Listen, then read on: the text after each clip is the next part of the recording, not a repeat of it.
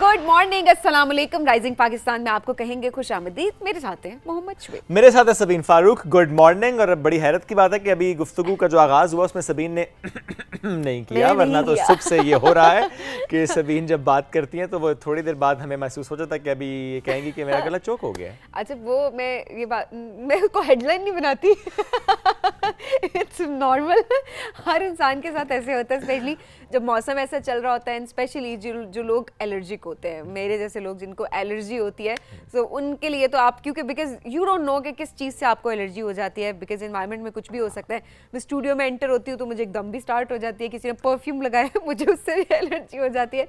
So obviously मेरे जैसे लोग तो परेशान रहते हैं। सबीन जी इज वेरी सेंसिटिव। नहीं, I am not sensitive, my allergy is very sensitive कि वो किसी भी चीज़ से ट्रिगर हो सकती है। तो फिर क्या करें? फिर आसपास का माहौल ऐसा रखना पड़ेगा हमें कि सबीन जी जो है वो बड़ा इंपॉर्टेंट होता है। What do you do actually? I mean कोई टोटका करती हैं आप, डॉक्टर के पास जाती हैं? जिन लोगों को एलर्जीज होती है शुएब, उनकी जिंदगी बड़ी मुश्किल होती है। हम बाजू का मैंने कहा हम डॉक्टर को भी बुलाते हैं इस हवाले से, क्योंकि क्या होता है कि उन लोगों को अपने लेकर चलना अपने प्रोफेशंस को, स्पेशली जब आपका ऑन स्क्रीन काम है and you are allergic to so many things कोई एक चीज़ नहीं है जिससे आप बच रहे हो और आपको पता नहीं होता किस चीज़ से, तो उस चीज़ को मैनेज करना बड़ा इंपॉर्टेंट होता है। तो आपको क्या करना पड़ता है कि डेली बेसिस पे टोटके आजमाने होते हैं। एक टोटका जो हमेशा से हम देख रहे होते हैं वो होता है कि जी आपने खालिश शहद लेना है, उस शहद के अंदर आपने काली मिर्चें थोड़ी सी ऐड करनी है और उसके बाद आपने उसको उसी चम्मच को आपने चूल्हे पर गर्म करना है। वो जब इतना गर्म हो जाए कि आप मुंह ना जलाएं, लेकिन आप उसको थोड़ा बहुत जो है खा सकते हैं, तो आप उसको खाएं तो आपका गला जो है वो बहुत अच्छे तरीके से, वो जो इंस्टेंट हम कहते हैं ना कि सूदिंग आपको मिल जाती है, तो वो बहुत अच्छे से जो है वो सूदिंग उसमें चला जाता है। एंड देन काबों का इस्तेमाल, उसके अलावा जो घरेलू टोटके जो आपकी अम्मी आजमा रही होती है, हम सबकी अम्मियाँ वो बड़ी ही काम आती हैं, क्योंकि ऑनेस्टली कोई एंटी एलर्जिक काम नहीं कर रही होती। मैं तो डिस्क्लेमर दे रही हूँ, नहीं पर्सन टू पर्सन वेरी करते हैं। हाँ, ये बात आपकी दुरुस्त है, वो जो एंटी एलर्जिक है नहीं वो उस तरह का रिलीफ दे रही होती है, लेकिन टोटके समटाइम्स वाकई असर कर रहे होते हैं। उसमें ये बात हम जरूर ऐड करेंगे कि पर्सन टू पर्सन वेरी भी कर रहे होते हैं। जैसे हो सकता है कुछ लोगों पे शहद बड़ा अच्छा उसका इम्पैक्ट आ रहा हो, जिस तरह सबीन ने कहा कि शहद उसमें काली मिर्च थोड़ा सा गर्म करना और खा लेना, बट समटाइम्स कुछ लोगों को शहद से एलर्जी भी होती है, मतलब शहद से ही एलर्जी होती है, तो वो क्या करें बेचारे, उनको जब उसी से एलर्जी है। अच्छा, इसके साथ साथ एक चीज़ और भी होती है, जो बात हुई ना शहद की, तो कुछ लोग ये भी करते हैं कि शहद में जो अदरक का पानी है वो ऐड करते हैं और वो एक पेस्ट सा बना के रख लेते हैं और वो एक चम्मच कभी ले लिया, तो समटाइम्स ये बड़ा इफेक्टिव होता है। कुछ लोग सिर्फ अदरक वाली चाय पीते हैं, वो कहते हैं हमें बड़ा इसका फ़ायदा हुआ। यस, सही बात है। आप भी वैसे हमें बताएं आप क्या टोटका आजमाते हैं, बिकॉज एक्चुअली ये जो ज़्यादा ट्रिगर कर जाता है ना मामला, वो इस मौसम में ज़्यादा है। बदलते मौसम की बात की जाए, सर्द मौसम की बात की जाए, क्योंकि आप सिर्फ एलर्जीज की बात नहीं कर रहे होते, वैसे भी हम देख रहे हैं वायरल इन्फेक्शन बहुत ज़्यादा फैलने लग जाते हैं। फ्लू काफ़ी ज़्यादा लोगों को होना, गला ख़राब सबका हम देख रहे होते हैं, इन्फेक्शंस हो रहे हैं डिफरेंट, अब बच्चे काफ़ी ज़्यादा बीमार हो रहे हैं, बड़े बीमार हो रहे हैं। देन वी डोंट नो कि ये वायरल है क्या, और उसमें हम एंटीबायोटिक्स देना शुरू कर देते हैं, जिसका कोई फायदा नहीं होता बल्कि नुकसान होता है। हम दूसरा कह रहे होते हैं फर्क ही नहीं पड़ रहा। तो ये भी बड़ा होता है। मेरी फैमिली में ये एक इसी तरह से वायरल हुआ, गला खराब था बच्चे, तो डॉक्टर के पास लेकर डॉक्टर ने वापस भेज दिया मतलब कफ सिरप दे दिया, नेबुलाइज करने को कहा एंड ऑल दैट। तो वो घर आके तो वो जो रिलेटिव सुन रहे होंगे कि कहते हैं डॉक्टर ही अच्छी नहीं थी, उसे तो हाँ, ये होता है, ये बिल्कुल बहुत कॉमन है। जब तक डॉक्टर टीका ना आपको लगाए या आपको हैवी मेडिकेशन ना दे, तब तक आप कहते हैं कि काम ठीक नहीं है। आपको रिवर्स दिया? नहीं, अच्छा। मैं इसको अपने ऊपर ले लेता हूँ कि मेरे खानदान में भी ऐसे कुछ लोग हैं। इनके खानदान में भी ऐसे, इन्होंने ये बात की, मैं इनके बिहाफ पे ये बात करी थी। इसको यूं रख लेते हैं। आप भी बताएं आपकी फैमिली में भी ऐसे क्या लोग हैं, और क्या आप लोग क्या करते हैं? क्या आप किसी अच्छे डॉक्टर के पास जाते हैं फिर? आपका जब गला खराब होता है आपके पास ऐसे कौन सा टोटका है? हाँ। क्योंकि टोटके बड़े काम आ रहे होते हैं जी, घरेलू टोटके हमेशा मैं कहती हूँ वही काम आ रहे होते हैं। नॉर्मल एलर्जीज अगर आप थ्रू आउट एलर्जिक हैं, पूरा साल जो आपकी एलर्जी, अच्छा आपको पता होता है कि आप एलर्जिक हैं, आपको पता होता है किस चीज से ट्रिगर होगी, लेकिन हाँ, अगर आपको बुखार हो रहा है तो you have to consult a doctor. आपको डॉक्टर के बगैर खुद से घर में दवाइयां लेने की जरूरत नहीं है। बुखार का मतलब इन्फेक्शन होता है, आपकी बॉडी आपको रिस्पॉन्ड कर रही है, एक सिम्टम है ना, एक सिम्टम है कि आपने डॉक्टर को दिखाना दिखाना है तो आप जरूर दिखाएं, लेकिन ये ना कहें डॉक्टर एंटीबायोटिक नहीं देती तो आपके डॉक्टर ही ठीक नहीं थी। हाँ, अच्छा इसमें मैं सिर्फ एक चीज, डॉक्टर ठीक होता है, आप ठीक नहीं होते, आपके करतूत खराब होते हैं, थोड़ा ज्यादा हो गया, आपने घर वापस जाना मतलब है। आपने सो इसमें एक बात मैं ऐड कर देता हूँ कि हम अक्सर ये डिस्कशन भी कर रहे होते हैं अपने शोज में भी, स्पेशली विंटर सीजन से पहले। अब तो ज़रा इट्स लेट, बट मैं इसलिए बात कर रहा हूँ कि जो बात की जाती है उसकी एक इंपॉर्टेंस होती है। जैसे कि अक्सर बात होती है ना कि सितंबर अक्टूबर इज़ द मंथ जब आप फ्लू शॉट्स लगवा लें तो बड़ा फ़ायदा उसका होता है। और अगर सबको वायरल हो रहा है वो तो आप काफ़ी हद तक महफूज रहेंगे, काफ़ी ज़्यादा चांसेस हैं कि आपको नहीं होता। लेकिन अगेन अपने जो आपका एक्सपर्ट्स हैं, हाँ, आपके हेल्थ केयर प्रोवाइडर्स हैं, आपको उनसे मशवरा लेके डॉक्टर से पूछ के उसके बाद प्रिस्क्राइब करें, तो उसके बाद आप जो भी और प्लीज अपना ख्याल रखें। अगर आप ठंड में निकलेंगे, अब ये बार बार आप सर्द गर्म होते रहेंगे तो फिर काम खराब हो जाता है। सर्द दिनों में काम खराब हो जाता है वाकई में। मैं तो रात की बात करूं, कल रात में तो रात में अक्सर सोया नहीं जा रहा होता है, एलर्जीज इतनी ज्यादा आपकी बाजू का ट्रिगर कर जाती है बिकॉज वो जो कंजेशन होती है, it's really bad, it's really bad. लेकिन हाँ, आज फिर ये था कि खुद से जो है आप लोग एंटीबायोटिक का इस्तेमाल ना करें, प्लीज ना करें। डॉक्टर अगर नहीं दे रहे, वो कह रहे हैं कि ये वायरल इन्फेक्शन है, तो उसको वायरल ही समझें, डॉक्टर की बात पे यकीन रखें। एंटीबायोटिक से हर लिहाज से आप दूर रहें। कोशिश करें कि अगर आपका गला ख़राब है, आपको फ्लू हो रहा है, थोड़ा सा ज़ुकाम हो रहा है या आपको एलर्जीज हो रही हैं, तो एंटी एलर्जिक काम आती है जो कि आपके डॉक्टर ने आपको प्रिस्क्राइब की हुई है। एट द सेम टाइम कहवा पिएं, अपने आप को गर्म रखें, कोशिश करें कि अपने इन्वायरमेंट को एक अच्छा बनाएं कि so that you know humidifier की बात होती है, आप उसको करें। अच्छा, हीटर्स का बड़ा रुझान है। अब जब हीटर आप पूरा दिन ऑन रखेंगे तो ड्राइनेस होगी आपके इन्वायरमेंट में, तो फिर ह्यूमिडिफायर करना इस्तेमाल करना पड़ेगा। एजी रखें कमरे को, ये भी बड़ा इंपॉर्टेंट है। आज हमने ज़्यादा बात वैसे इस पे कर ली वायरल पे, because it's everywhere around us, everywhere to be very honest. हर बंदा देखें बीमार हुआ है, तो we just thought to share कि आप लोग को क्या करना चाहिए और क्या नहीं करना चाहिए। Absolutely. अच्छा, आज के जो हमारा शो है वो भी बड़ा जबरदस्त है, क्योंकि जब आप बीमार होते हैं ना, हम देख रहे होते हैं काफी सारे काम आप नहीं भी कर पा रहे होते, तो उसके लिए आपको फिजिकल हेल्थ अपनी मेंटेन करना वो बड़ा इंपॉर्टेंट है, ताकि आप इंस्पायर कर सकें। आज जिस तरह से कुछ मेहमान हमारे साथ मौजूद होंगे जो कि हम सबको आज इंस्पायर करेंगे। एब्सोल्युटली, अपने अपने डोमेन में कैसे वो काम कर रहे हैं, कैसे वो नाम कमा रहे हैं, आज हम उनसे आपकी मुलाकात कराएंगे। रहिए हमारे साथ। एक ब्रेक के बाद हम वापस हाजिर होते हैं। ये है राइजिंग पाकिस्तान।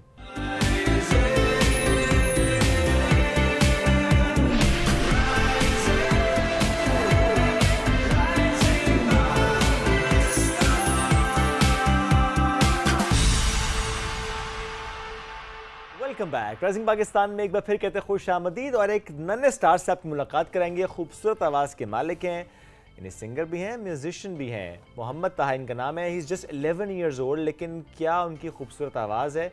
तो आज हमने आपकी मुलाकात उनसे करवानी है। तो इस वक्त हमारे साथ मौजूद भी है, but at the same time सबको ये भी हम बताते चलें कि 5 साल की उम्र से इन्होंने गाना शुरू किया और अब माशाल्लाह इनकी आवाज़ पुख्ता भी हो चुकी है। अच्छा, एक बड़ी बात होती है कवाली को गाना। बिल्कुल, ये एक बच्चे, बिकॉज आपको वो जो पुख्तगी आपकी आवाज़ में आपको चाहिए होती है ना, हम कहते हैं कि वो विद एज डेवलप होना शुरू होती है, and then you need an experience तो अभी भी वो ले रहे हैं, सीख भी रहे हैं साथ साथ। लेकिन 11 साल की उम्र में कवाली गाना ये मुश्किल है, बड़ा चैलेंजिंग है। तो डिफरेंट जॉनर ऑफ म्यूजिक कैसे वो एक्सप्लोर करते चले आए, आज हम उनसे इससे मुतालिक बात भी करेंगे। ताहा, अस्सलाम वालेकुम, क्या हाल है? ये समीन से आपने मैचिंग की है, कोऑर्डिनेशन की थी? की थी ना? कर ली थी ना, मैंने आपको मैसेज किया था रात में कि ताहा मैं ब्राउन पहन के आ रही हूँ, ऐसे ही है? नहीं He's an honest kid, he's an honest kid. इत्तेफाक हो गया, ये इत्तेफाक है ना। ताहा, स्कूल कैसा चल रहा है पहले तो ये बताएं। सही है, ठीक चल रहे हैं? नहीं अच्छा सिखा कौन रहा है? बाबा सिखा रहे हैं? हाँ, वो भी, और साथ मेरे पेरेंट्स का स्पोर्ट्स भी है। अब बाबा आपको सिखा रहे हैं या आप उन्हें सिखा रहे हैं?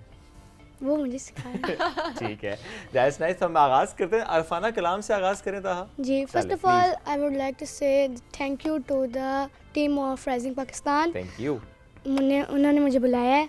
और सेकेंडली मैं इंट्रोड्यूस करना चाहूँगा अपने कीबोर्डिस्ट को, जाहिद अली। ठीक है, अब हम स्टार्ट करें। ग्रेट जी, ग्रेट।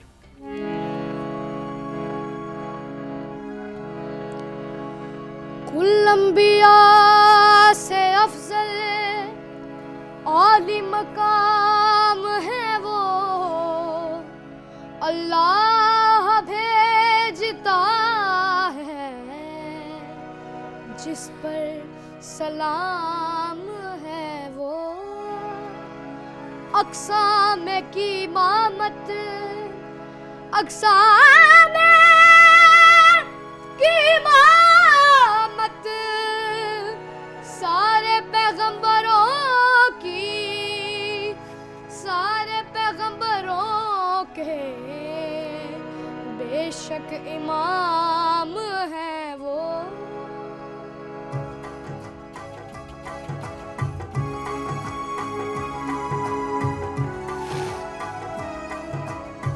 नबी सैयदुल अंबिया के बराबर, नबी सैयदुल अंबिया के बराबर, ना पहले था कोई ना अब है ना होगा, ना पहले था कोई ना अब है ना होगा। अगर है तो एक ज़ात अल्लाह की है, अगर है तो एक ज़ात अल्लाह की है, जो ज़ात मुहम्मद से आला है, वरना जो ज़ात मुहम्मद से आला है, वरना हबीब खुदा दोनों आलम का दिलबर, हबीब खुदा दोनों आलम का दिलबर, ना पहले था कोई ना अब है ना होगा, ना पहले था कोई ना अब है ना होगा, उनसा ना पहले था कोई ना अब है ना होगा।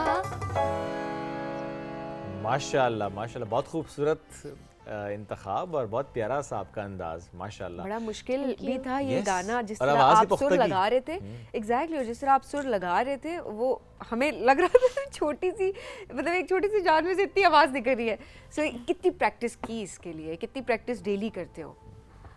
मैं जब भी सुबह उठता हूँ तो मम्मा बस कहती हैं जाओ हारमोनियम ले आओ नाश्ता करने से पहले, क्योंकि जब मैं फिर नाश्ता कर लेता हूँ फिर मेरे से गाया नहीं जाता। अच्छा, ये भी कोई साइंस होती है हाँ। वैसे?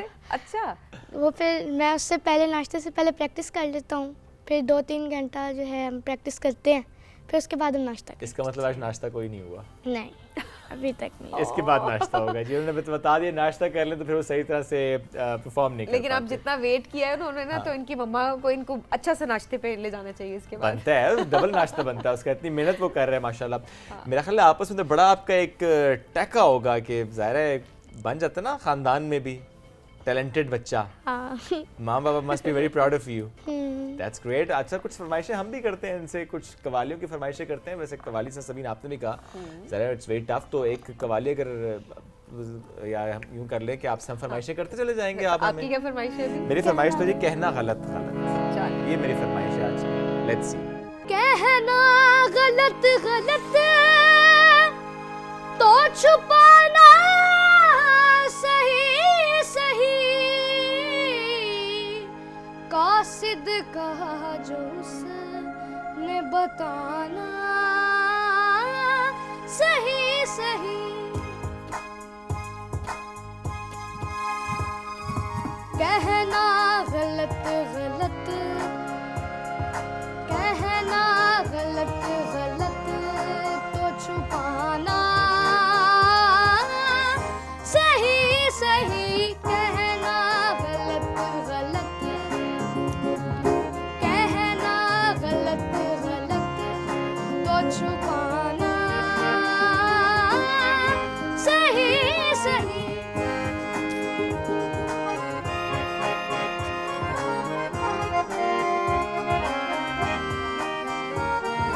कहना गलत गलत तो छुपाना सही सही, कहना गलत गलत तो छुपाना सही सही, कासिद कहा जो उसने, कासिद कहा जो उसने बताना सही सही, कासिद कहा जो उसने बताना सही सही।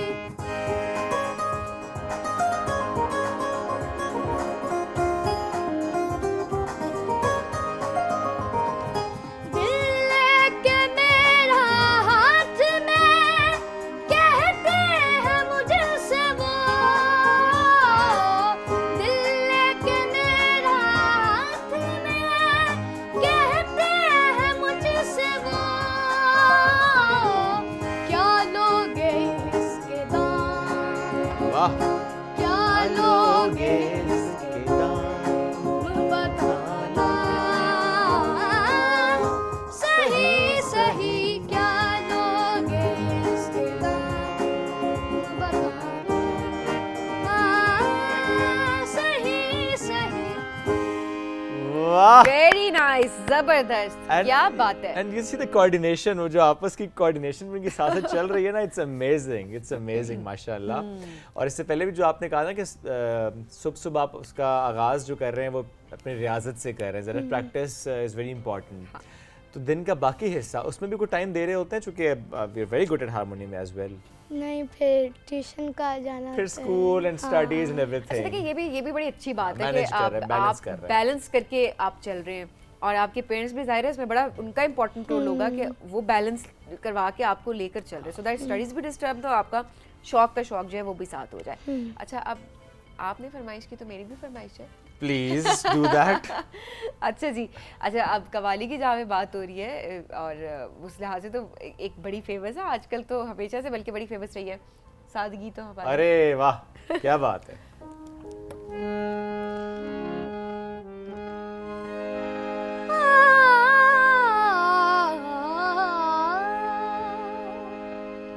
सादगी तो हमारी जरा देखिए, सादगी तो हमारी जरा देखिए, एतबार के वादे पर कर लिया,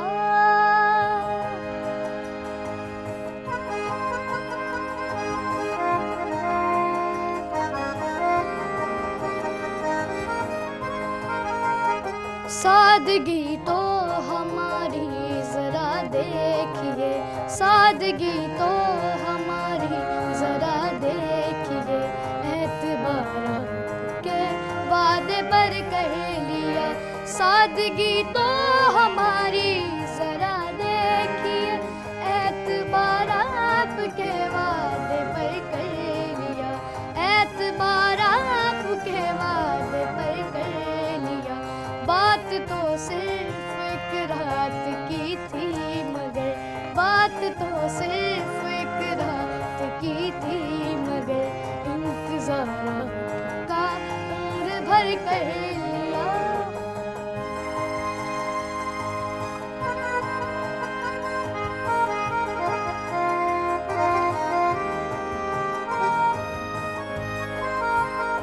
जिक्र एक बेवफाए सितमगर का था, जिक्र एक बेवफाए सितमगर का था, आपका ऐसी बातों से क्या वास्ता, आपका ऐसी बातों से क्या वास्ता, आप तो बेवफा सितमगर नहीं, आप तो बेवफा सितमगर नहीं, आपने इसलिए मुँह उधर कर लिया, सादगी तो हमारी जरा देखिए, एतबार के वादे पर कर लिया। वाह वेरी नाइस, जबरदस्त, अमेजिंग। क्या बात साथ साथ है। वीडियोस अपलोड भी कर रहे होते हैं सोशल मीडिया पर, कैसा रिस्पांस सोशल मीडिया पर आ रहा है? अच्छा आ रहा है। स्टार्टअप फील हो रहा है?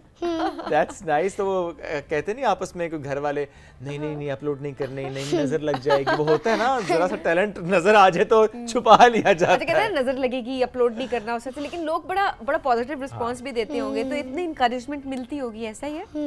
कमेंट्स आते हैं। कमेंट्स आते हैं। सबसे प्यारा कमेंट आज तक कौन सा लगा, सबसे अच्छा कमेंट? माशाल्लाह प्रिंस है हमारा। आए क्या ये किसका कमेंट था? मुझे अब याद ये याद नहीं, लेकिन माशाल्लाह प्रिंस है हमारा, वाह जी बाकी वाह। पाकिस्तान का प्रिंस है ये। अच्छा, वक्त बड़ा मुख्तसर है, तो मैं क्विकली एक और फरमाइश करना चाहूँगा कि पंजाबी में अगर आखिरी। कुछ हो जाए, बिकॉज हम नाज़रीन को बताना चाहते हैं कि कितने डिफरेंट जहतों में वो गा रहे हैं माशाल्लाह।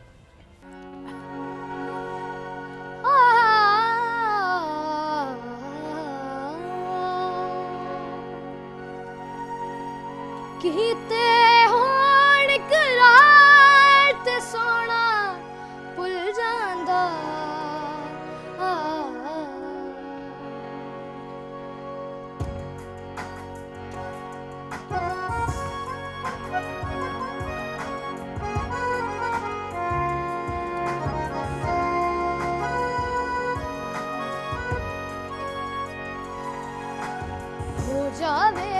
प्यार ते सोना भुल जांदा हो जावे जे प्यार ते सोना भुल जांदा किते होण करार ते सोना भुल जांदा हो जावे जे प्यार ते सोना भुल जांदा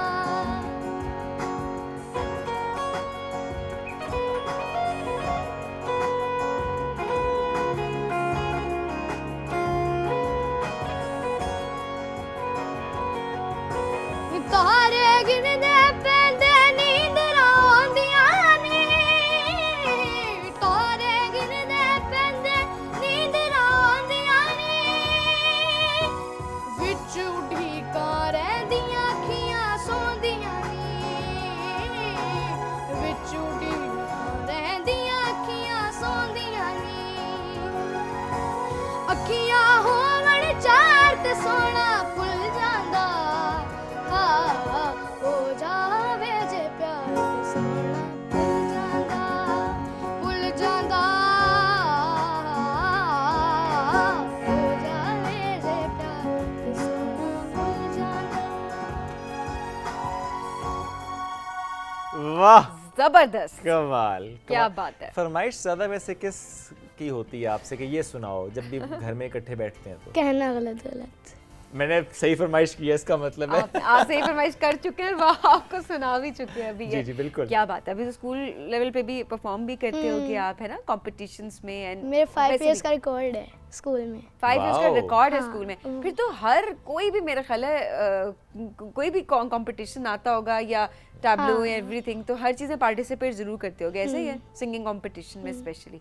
वेरी नाइस, क्या बात है। अच्छा, एक हम उनकी चॉइस पे सुन लेते हैं ना कुछ आखिर हाँ। में। मेरा दिल तो था कि अभी और सुने, लेकिन क्या करें, वक्त मुख्तसर, मैं फिर से कह देता हूँ, ठीक लेकिन है। दिल चाह रहा है कुछ हाँ। और सुने, तो एक आपकी चॉइस पे कुछ हम छोड़ते हैं।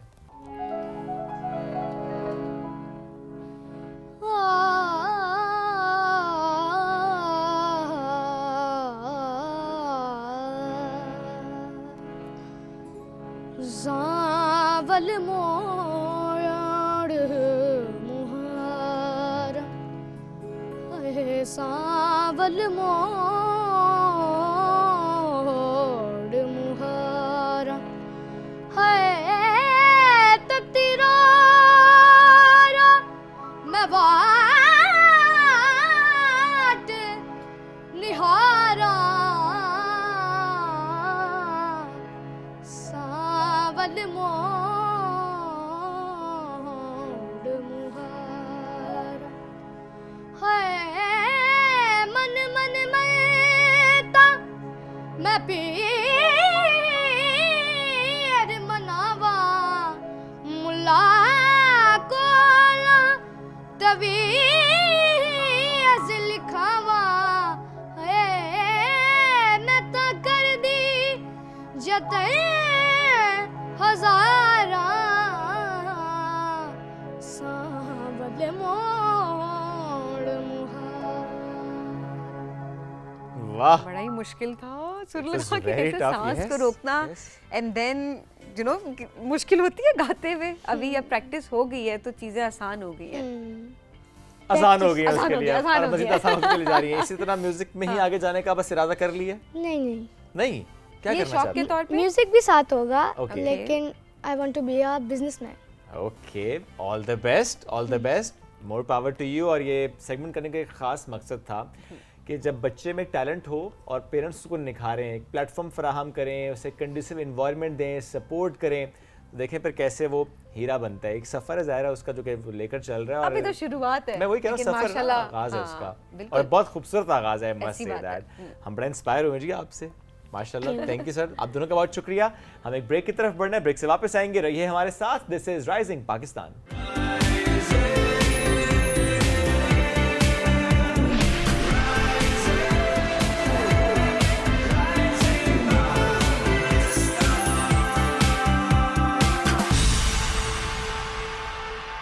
Welcome back after the break. Sabeen, कुछ दिन पहले ना मेरी बेटी ने मुझे कहा कि बाबा मैं फुटबॉल खेलूंगी। उसके स्कूल में स्टार्ट हुई क्लासेस, ट्रेनिंग सेशंस का आगाज़, और मैं बड़ा खुश हुआ कि मेरी बेटी ने मुझे कहा कि मैंने फ़ुटबॉल खेलना है, ये नॉर्मली हम देखते हैं ना कि लड़कियां नहीं खेल रही होती फुटबॉल या कुछ गेम्स होती हैं उसमें वो थोड़ा सा रिलक्टेंट हो रही होती हैं, वो अपॉर्चुनिटीज के पर्सपेक्टिव से भी है। हाँ, आई थिंक माइंडसेट भी है ना सभी, पेरेंट्स भी उस तरह से सपोर्ट नहीं कर रहे होते। वो इवन आप फैमिली में डिस्कस करके देखें, अगर एक बेटा एक बेटी होगा तो शायद आप बेटे को तो फोकस करेंगे कि गो एंड प्ले फुटबॉल, बेटियों को आप नहीं कहेंगे फुटबॉल खेलो, आप बैडमिंटन खेल लो। अभी तक यही हो रहा है ना कुछ गेम्स से मुताल्लिक इस तरह की चीजें चल रही होती है। लेकिन अल्हम्दुलिल्लाह एक चीज़ अब बहुत अच्छी हो गई है, वो ये कि अब लड़कियां आगे भी आ रही हैं, पेरेंट्स सपोर्ट भी कर रहे हैं काफ़ी ज़्यादा। स्टिल वो माइंडसेट अभी एग्जिस्ट करता है जो आप कह रहे हैं, और उसको तो बदलने की बहुत ज़्यादा ज़रूरत है। लेकिन उस चीज़ को भी सेलिब्रेट करने की बहुत ज़रूरत है कि अब किस हद तक माइंडसेट चेंज हो भी गया है और हो भी रहा है। और हमारी लड़कियां किस तरह से हर मैदान में जिस तरह आगे हैं, उस तरह से अगर देखा जाए तो खेलों के मैदान में भी बहुत आगे हैं। फुटबॉल की आज हम बात करने जा रहे हैं। एब्सोल्युटली। और सबीन, ये बात हमने इसलिए भी आज की कि उनका जिक्र करना बहुत इंपॉर्टेंट है जिन्होंने बहुत सी लड़कियों के लिए रास्ता हमवार किया है। 2008 से इन्होंने फ़ुटबॉल खेलना शुरू किया और माशाल्लाह नेशनल लेवल पे भी और इंटरनेशनल लेवल पे भी जिस तरह से पाकिस्तान को रिप्रेजेंट वो कर चुकी हैं। और पाकिस्तान की ऑसी रूट फुटबॉल टीम है, उसकी कैप्टन भी हैं, और इसके अलावा पाकिस्तान की जो गोल्ड मेडल भी ले चुकी है, गोल्ड मेडल भी ले चुकी है, उसकी भी प्लेयर हैं। एब्सोल्युटली। तो आज हमें ज्वाइन किया फरजाना बतूल साहिबा ने। फरजाना साहब अस्सलाम वालेकुम, कैसी हैं? वालेकुम अस्सलाम, बिल्कुल ठीक, आप बताएं आप कैसे हैं? अल्लाह का शुक्र। 2008 से लेके अब तक कैसे सम अप करती हैं अपने इस फुटबॉल की जर्नी को? ओके, बेसिकली जो मेरा करियर था फुटबॉल का वो तो मैंने 2004 से स्टार्ट कर लिया था। ओके। मेरे फादर थे, उनका ड्रीम था कि मैं फ़ुटबॉलर बनूं and I belong to like गांव से मैं एक बिलोंग करती थी और वहाँ पे इतनी फैसिलिटीज़ नहीं थी, और चकवाल में तो कोई लड़कों के लिए खेलों के फुटबॉल ग्राउंड्स नहीं थे। पहले जो है मैं गेम्स कर रही थी, लाइक उसमें ये होता था कि फ़िटनेस के लिए ग्राउंड चले गए, फादर लेके जाते थे। और फिर 2005 में फ़ादर की जब डेथ हो गई तो उसके बाद मेरी मदर एक सिंगल पेरेंट्स भी थी, और उन्होंने फिर मेरे फ़ादर को भी मेरे फ़ादर के ड्रीम को भी पूरा करना था, और तब तक वो मेरा भी ड्रीम बन चुका था। करंट जो है मेरा डिपार्टमेंट पाकिस्तान वाप्ड है और करंट पाकिस्तान टीम की कैप्टन भी हूँ ऑजी रूल की। माशाल्लाह। अच्छा सर, एक्सप्लेन भी करेंगे इस द ऑजी रूल थिंग, ये थोड़ा सा नाज़रीन के लिए हम जानना चाह रहे हैं कि इट्स डिफरेंट ना। ओके, ऑजी रूल फुटबॉल जो है ये mixture of different games like football, basketball, rugby. इसमें ये होता है कि फ़ुटबॉल जिसे हम सोकर कहते हैं उसमें जस्ट हम पाँव से फ़ुटबॉल खेलते हैं, लेकिन ये एक ऐसी गेम है जिसमें आपके हाथ भी यूज़ हो रहे होते हैं, आपने बॉल को हाथ से भी पकड़ना है और दूसरे प्लेयर्स को टैकल भी करना है। और ये थोड़ा तकरीबन धींगा मुश्ती है ये इसमें लाइक कबड्डी टाइप भी है, और ये थोड़ा टफ है, ये काफ़ी टफ़ है और लड़कियों के लिए बहुत टफ़ है। और मैं यहाँ पे एक बात बताऊँ कि पाकिस्तान एशिया की पहली टीम थी जिसने IC17 वर्ल्ड कप खेला था ऑस्ट्रेलिया में 2017 में। अच्छा। और जब हम वहाँ पे वर्ल्ड कप खेल रहे थे और दूसरे कंट्री जो हमें बीट करके ऊपर आ रहे थे वो हमें सपोर्ट कर रहे थे कि एक एशियन कंट्री हो के, लाइक आपको पता है उनकी हाइट और हमारी हाइट में भी बहुत डिफरेंस है, और उनका इन्वायरमेंट और हमारा इन्वायरमेंट भी बहुत चेंज है, तो वो लोग इतने एक्साइटेड हुए थे और वो हमें सपोर्ट कर रहे थे। और जब ये सारी चीज़ें हमें देखी तो फिर वापस आके हमारी जो फेडरेशन थी और हम लोग थे, फिर दोबारा से उस पर काम हुआ और बहुत प्रोफेशनली चीज़ों को लेके हम लोग आगे चल रहे हैं। हमने एक अभी पीछे थाईलैंड में कप खेला था, इंटरनेशनल कप, उसमें हमने काफ़ी टीम्स को बीट किया, और फिर हमने दूसरे सैफ कप के लिए किया था अभी जो धरना हुआ उसमें बस रोड्स ब्लॉक और कुछ ऐसा हुआ, थोड़ा सा मामलात चले जिसकी वजह से हम नहीं जा सके। ओके। अच्छा, वैसे एक होता है ना कि एक फुटबॉल की अगर बात की जाए तो काफ़ी फेमस खेल है, और ख़वातीन हम रिप्रेजेंटेशन कम देख रहे हैं लेकिन हम देख रहे हैं कि हैं, आप भी हैं, जिस तरह से नेशनल टीम के प्लेयर भी हैं। ऑजी रूल एक ऐसा खेल जिसमें काफ़ी ज़्यादा रुझान नहीं है या बहुत ज़्यादा फेमस नहीं है, आपका ध्यान किस तरह से इसकी तरफ गया? आपने किस तरह से इसको स्टार्ट किया? पाकिस्तान में ये था कि जब ऑजी रूल आया था 2016 में, तो इन लोगों ने फुटबॉलर, मतलब उस टाइम इतना लड़कियां जो हैं वो खेलती नहीं थी, तो इन जो फेडरेशन थी उन्होंने जितने भी फुटबॉल के क्लब्स थे उनको एक इनविटेशन भेजा, क्योंकि फुटबॉलर्स के लिए गेम खेलना बहुत इजी थी। थोड़ी सी मतलब जैसे जो पाँव से खेलना है और फिर स्पीड आपकी वो स्ट्रेंथ होती है, आप फिट तो ऑलरेडी होते हो, बस थोड़ा सा स्किल्स में वो था। तो फिर जब इन्होंने इन्विटेशन भेजा, फिर पाकिस्तान कैंप लगा, पूरे पाकिस्तान से 100+ गर्ल्स आई जिन्होंने इसमें किया 2016 में। उसके बाद हमारा कैंप लगा, पूरा एक साल हमारा कैंप रहा जिसमें हम कैंप के अंदर ही रहे और हमने ट्रेनिंग की। बाहर से हमारे कोच आए माइकल गैलिस, एंड स्टिल वही आते हैं पाकिस्तान में, हमारे वही कोच हैं ऑस्ट्रेलिया से, उन्होंने हमें ट्रेन किया। और उसके बाद हम लोग जब गए, हमारा पहला वर्ल्ड कप था ऑजी रूल का, लेकिन उस लिहाज से हमने बहुत अच्छा परफॉर्म किया। ओके। अच्छा, तो ऑजी रूल में भी है फुटबॉल की तरह करना आपने गोल ही है, यस, लेकिन अब गोल किस तरीके से आपने करना ये मैटर कर रहा है। तो चाहे आप किक करते हुए जा रहे हैं, चाहे आपने फुटबॉल को उठा लिया है, चाहे आपने कोनी मार के दूसरी को गिरा दिया है, गिराना भी अलाउड होता है। ये रेड कार्ड येलो कार्ड नहीं मिलता फिर? इसमें होते हैं कि टैकलिंग में होता है। जैसे इसमें बहुत सी ऐसी है कि अगर आप गलत टैकल करते हो, ठीक है, तो उसमें वो फाउल होता है। इसमें ये होता है कि अगर आप किक करते हो और स्कोर सेंटर वाले बार से अंदर जाता है, इसके 3 पोल होते हैं। तो जब अंदर सेंटर से जाता है तो फिर आपको 6 स्कोर मिलते हैं, अगर साइड से जा रहा है तो फिर 1 स्कोर होता है। ओके, स्कोर ही डिफरेंट है इसका। That's nice. चोटें भी लगती होंगी? यस, इसमें माउथ गार्ड भी होते हैं और मेरा जो फर्स्ट वर्ल्ड कप खेला था उसमें मेरा फ्रैक्चर हो गया था, इसका बाजू का फ्रैक्चर हो चुका था और वहीं पे सारा ट्रीटमेंट हुआ। और ये थोड़ी सी इस तरह से भी टफ है, लड़कियां घबराती भी हैं खेलने से कि इसमें मार धाड़ बहुत है। पाकिस्तानी लड़कियां नहीं घबराती, पाकिस्तानी लड़कियां बिल्कुल भी नहीं घबराती। और अब तो पहले होता था ना कि लड़कियां नहीं खेलती थी, अब हम लोग देखते हैं इतना ज्यादा कंपटीशन हो गया है कि हम लोगों को डर होता है कि बस अब हम किसी टाइम भी रिप्लेस हो सकते हैं और हमें खुशी होती है कि न्यू फेसेस आ रहे हैं। अपनी जगह बनानी मुश्किल है, कंपटीशन बढ़ हो चुकी है, क्योंकि बहुत मारने में लड़कियां मार्केट में आ गई हैं ना। किन इलाकों की लड़कियां ज्यादा इंटरेस्ट ले रही हैं? सबसे ज्यादा इस टाइम जो है वो गिलगित की लड़कियां हैं, गिलगित बल्तिस्तान से, जो कि सिर्फ फुटबॉल में नहीं, ऑजी रूल फुटबॉल में नहीं, मतलब कि हर गेम में आपको नजर आएंगी। और उनके एक एनर्जी लेवल और मुझे लगता है कि उनकी कम्युनिटी के लोग सपोर्टिव बहुत हैं, ठीक है। फिर दूसरे हमारी कराची वाली साइड की लड़कियां हैं, हाँ। वहाँ पे जैसे अब लियारी देख लें, बिल्कुल वो तो गढ़ है फुटबॉल का पाकिस्तान में, एब्सोल्युटली वहाँ पे बहुत ज्यादा से हमें गर्ल्स हैं और इस्लामाबाद, मतलब तकरीबन अब कह सकते हैं कि हर जगह से निकल रही हैं। और आपको मैं बताऊं कि अब हमारी एक लीग होने जा रही है, जैसे PSL होता है, इसी तरह हमारी फ्रेंचाइजीज बनी और हमारी फैब में बहुत बड़ी लीग होने जा रही है, जिसमें हर फ्रेंचाइज को एक मतलब ऑनर है उसका, ठीक है। जैसे उसने उसको वो परचेज कर लिया और फिर वो सारे उसके एक्सपेंस बियर करेगा और ये बहुत बड़ी लीग होगी। इस्लामाबाद में होने जा रही है। कितनी इसमें टीम्स होंगी? इसमें अभी इन्होंने 6 टीम्स बनाई हैं, उनको डिफरेंट नेम्स दिए हैं, just same as it is जैसे PSL में जिस तरह होता है। तो फुटबॉल की ऑजी रूल की ही ये ऑजी रूल का PSL होने वाला है। यस, एग्जैक्टली कर लेते हैं। Yes, Pakistan super league, Pakistan super league और फुटबॉल ऑजी रूल ये होने वाला है। कब होने? फरवरी में? ये फैब में स्टार्ट है, मिड ऑफ फैब। अब तो तैयारियां, यस एग्जैक्टली, कैंप्स लगे हुए हैं और हर अब है कि कहाँ से प्लेयर्स जो हैं, अभी उसमें उन्होंने कैटेगरीज बनाई है, डायमंड, प्लैटिनियम और गोल्ड, और इमर्जिंग प्लेयर्स भी साथ साथ हम लेके जा रहे हैं। अच्छा, इमर्जिंग प्लेयर्स भी, तो ये देखिए ये है आप इनकरेज करें, एम्पावर करें। मतलब हर टीम में हमने 4 से 5 प्लेयर्स जो हैं, जैसे हर टीम का एक कैप्टन है और करंट में पाकिस्तान टीम को लीड भी कर रही हूँ। तो हमारी जो स्ट्रेटजीज थी वो इसी तरह थी कि हमने न्यू टैलेंट को, अब अगर मैं कहूँ कि मुझे इतना अरसा हो गया खेलते हुए तो मैं ही अब पाकिस्तान में खेलती हूँ, नहीं, अभी बहुत सी ऐसे इतना टैलेंट आ चुका है जो मुझे अभी लगता है कि हमसे बहुत बेहतर है। ओके, अच्छा, जिस तरह हम देखते हैं सबीन के स्पेशली डॉक्टर्स के प्रोफेशन में कि अच्छा वो लड़कियों ने ज़रा इतनी मेहनत से पढ़ा, अपने डिग्री की, लेकिन उसके बाद प्रोफेशनल लाइफ में हमें नज़र आता है कि बहुत सी लड़कियां छोड़ देती हैं कि जी शादी हो गई and then you know family life और वो रिस्पॉन्सिबिलिटीज डाल दी जाती हैं बहुत ज़्यादा, तो वो नहीं उस तरह से कैरी ऑन कर पाती, अपना प्रोफेशन सेकेंडरी हो जाता है। हाँ, तो क्या फुटबॉल में ऐसा होता है कि शादी की वजह से या किसी और वजह से लड़कियां, क्या अब मैं नहीं खेल रही?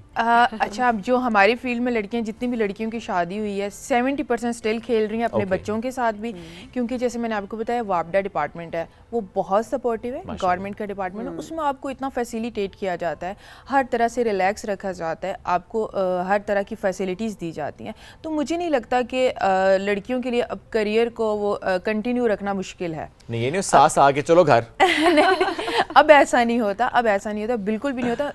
हाँ, 10% या 20% आप कह सकते हैं, 80% जो फील्ड में लड़कियां हमने देखी हैं वो अपने बच्चों के साथ भी आ रही हैं और वही कप जीत के जा भी रही हैं। अच्छा, ये बड़ी बड़ी इंपॉर्टेंट बात है, आपने बड़ा इंपॉर्टेंट क्वेश्चन भी शुएब यहाँ पे रेज़ किया, बिकॉज वाकई हम अपनी बच्चियों को नहीं सपोर्ट कर रहे होते, हम ना उनका प्रोफेशन, उनका शौक जो है ना उसको सेकेंडरी कर देते हैं। ये वो माइंडसेट है जिसकी हम शुरू में बात कर रहे थे, और हम कहते हैं कि बाकी चीज़ें चलो जी, अब तो अब शादी होगी, अब घरदारी करो, अब शादी होगी, अब बच्चे संभालो, ठीक है, मतलब इस तरह की बातें हम उनको शुरू से बताना शुरू कर देते हैं, सो दैट बच्चियों के लिए भी होता है कि अच्छा सेकेंडरी, हम दोनों चीज़ों को साथ लेके चल सकते हैं। और ये एक खातून की, अल्लाह ताला ने खातून को बनाए ही मल्टीटास्किंग, किस तरह से वो मल्टीटास्क कर सकती है और बड़े अच्छे तरीके से बैलेंस के साथ हर चीज़ को, रिश्तों को, प्रोफेशन को, हर चीज़ को वो बैलेंस करके चल सकती है। तो ये सारी बात यहाँ की है जिसको चेंज करना बहुत ज़्यादा इंपॉर्टेंट भी है। फरजाना, फिटनेस कितनी इंपॉर्टेंट है, अपनी फिटनेस कैसे मेंटेन रखती हैं, और स्पेशली ये जो आप नॉर्थ की लड़कियों की बात कर रही है उनकी स्ट्रेंथ के वाकई ज़्यादा होती है। अच्छा, ये एक पाकिस्तान जैसा मतलब हमारा इन्वायरमेंट ये बहुत मुश्किल है, ठीक है। हमारी डाइट आपको पता है कि अब अगर मैं एथलीट हूँ तो मेरे घर में जो डाइट ली जा रही है वो अलग है और जो मेरी डाइट है वो अलग है। लेकिन खैर अब हम 3 बहनें खेलती रही हैं और अब 2 बहनें हम स्टिल पाकिस्तान टीम में खेल रही हैं। अच्छा, ये तो अभी बताया है, छुपा के रखा था। ये तीनों बहनें वालिद साहब का ख्वाब पूरा कर रही हैं। यस, और अभी जो मेरी बहन है वो भी ऑजी रूल में मेरे साथ ही है और वो मुझसे बहुत अच्छी प्लेयर है। अच्छा, माशाल्लाह। तो अभी हमारे घर में ऐसा इन्वायरमेंट है कि हमारे अब जो भी घर में बन रहा है वो हमारी डाइट के अकॉर्डिंग बन रहा है, ठीक है।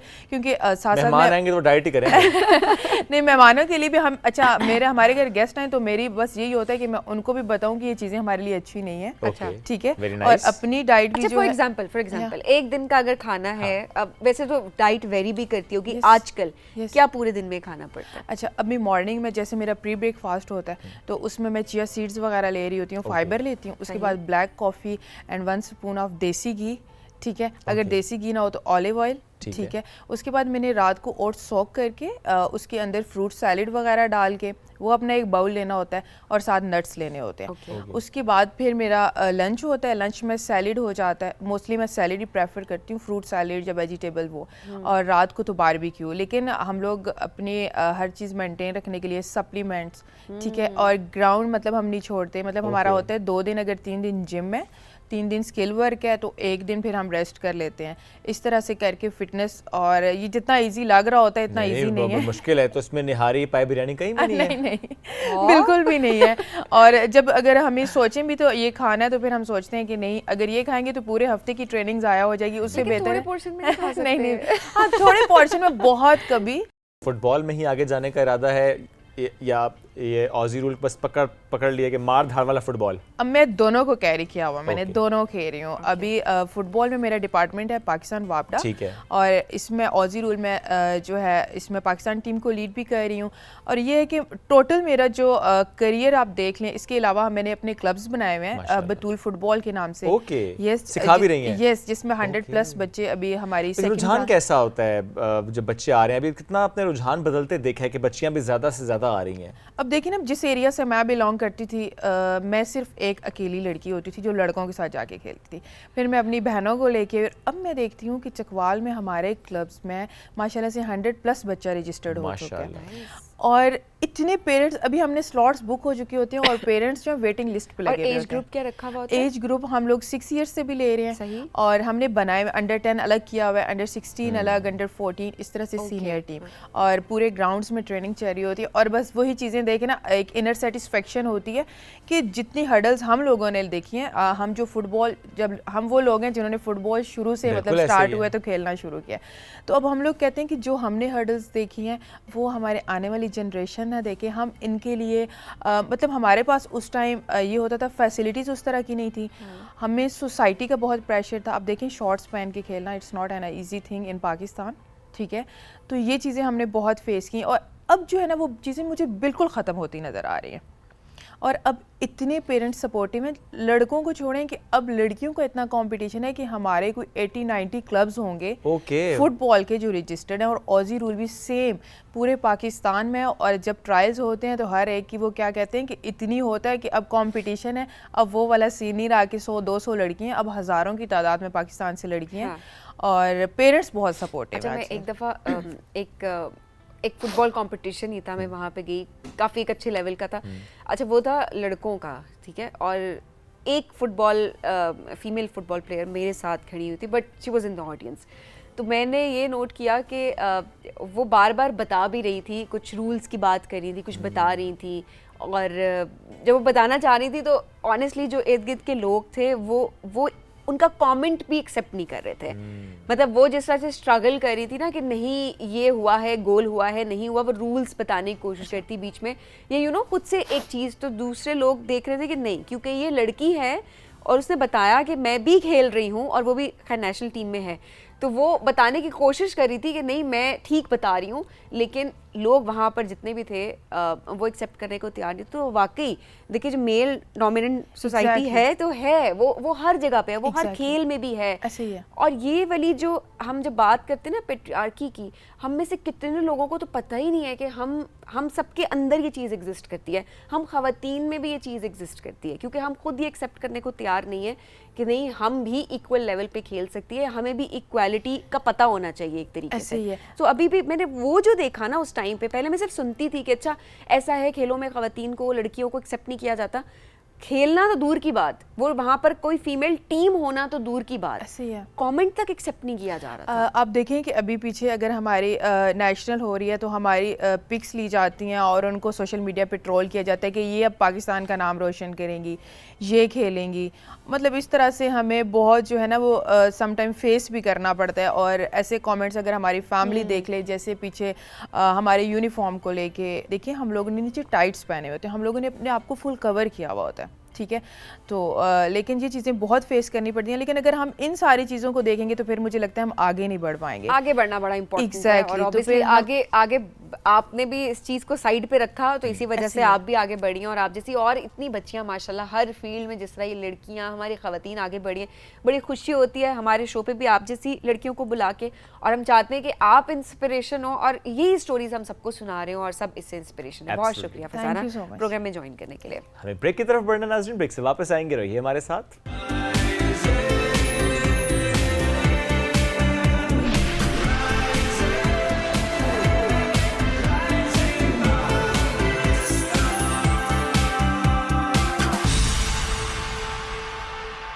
Welcome back to Rising Pakistan में आपको कहेंगे खुश आमदीद। और अब आपकी एक ऐसे नौजवान से मुलाकात करवाने जा रहे हैं जो कि इतनी सी उम्र में बहुत कुछ कर रहे हैं।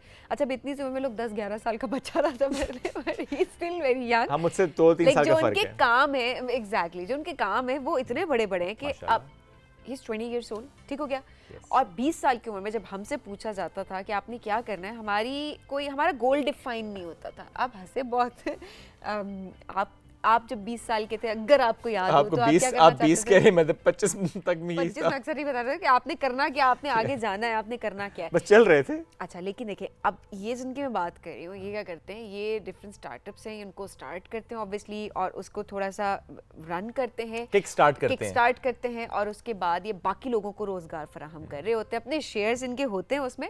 ऑब्वियसली आपकी मेहनत होती है, इट्स अ बिजनेस स्ट्रैटेजी, जो कि बहुत अच्छी बात है कि आप किस तरह से डेवलप कर रहे होते हैं, और उसके बाद जो है बाकी के जो लोग हैं वो आगे अपना काम कर रहे हो। तो हम ये उन लोगों के लिए भी बहुत अच्छा है जो लोग कह रहे होते हैं ना कि हम स्टार्ट किस तरह से लें, हमें बिजनेस रन नहीं करना आता, हमें किसी चीज़ को शुरू नहीं करना आता, हमने कितना प्रॉफिट का मार्जिन रखना है, हमने कितनी इन्वेस्टमेंट करनी है। शुरू में लोगों के पास अक्सर पैसे नहीं होते, बाज़ों का गाइडेंस नहीं होती, ज़्यादातर बल्कि गाइडेंस नहीं होती कि उन्होंने करना क्या है। तो ये एट द सेम टाइम पैसे भी नहीं होते, वो अलग बात है, लेकिन जिनके पास होते हैं वो भी बाद में कहते हैं ना हमने डुबा दिए पैसे। ये भी हो जाता है कि अगर विजन नहीं है आपके पास और कैपिटल है, द इन्वेस्टमेंट थिंग, तो फिर काम खराब हो जाता है। Also it's very difficult to run a new business. It is, क्योंकि हम देखते हैं सभी के बहुत से लोग स्टार्ट करते हैं, गिर जाते हैं, फेल हो जाते हैं, और उनको लगता है कि बस अब और कुछ नहीं करना, तो वो कहते हैं बस जॉब ही कर लेते हैं।